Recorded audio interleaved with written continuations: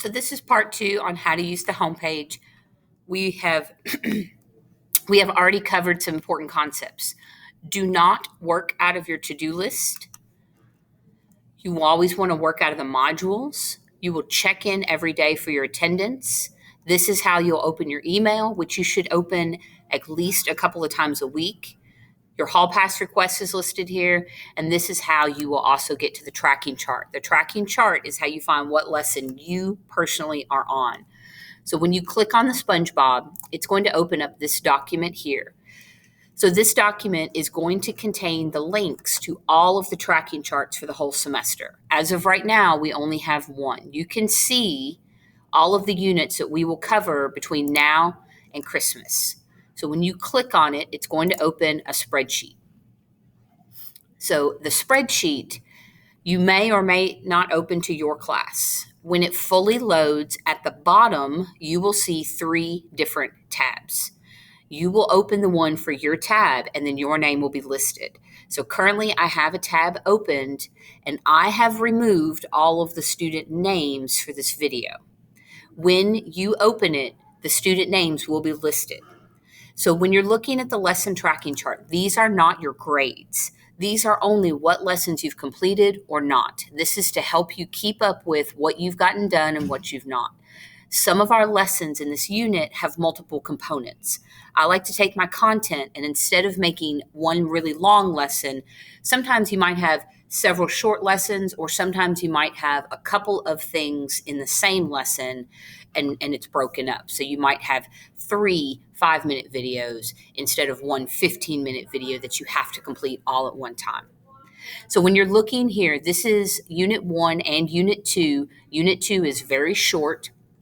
So you'll see here that in Unit 1, which is sanitation, you'll have Lesson 1, 2, 3, and 4, and then you're ready for a quiz. Lesson 5, 6, and 7, and then you're ready for a quiz.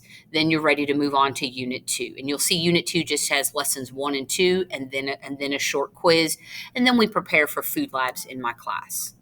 So when you're looking at these, particularly for the lessons that had multiple components, like had a couple of videos to watch, if you see a green, you completed them all.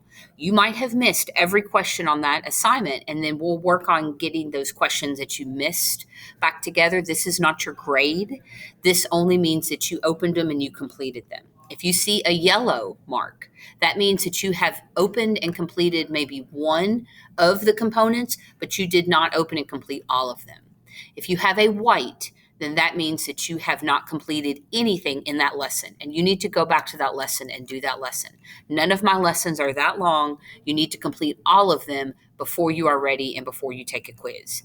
If this student here asked me for the code to the quiz, I would say no, and I would ask them to complete those lessons first. You have to complete at least 75-80% of the lessons before you can take the quiz. That's how my class works. So you'll see here, let's poke this student here. So number 22. So this student has skipped 4 lessons and a quiz and then completed lesson number 5. That student is probably working out of Activity Zone, or they just went straight to they're working out of their to-do list. They weren't here, they weren't in class, they didn't complete their lessons. So this student in lesson number 5 is going to be lost because they did not do 1 through 4. They don't understand the vocabulary, and they don't even know what this unit is about.